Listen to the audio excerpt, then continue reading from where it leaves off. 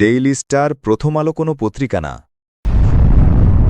Daily star প্রথম আলো বাংলাদেশের ইসলাম ধ্বংস করে ভারতীয় সংস্কৃতি, ভারতীয় চেতনায় বাংলাদেশকে একটি করদ রাজ্য বানাতে ভারতীয় মুখপাত্র মাহফুজ আনাম, মতিয়ার রহমান, জাতীয় মীর জাফর, এই জাওরারা দেশের শত্রু, জনগণের শত্রু। এই মীর জাফররা বাক স্বাধীনতার নামে গণবিরোধী মিথ্যা তথ্য প্রকাশ করে।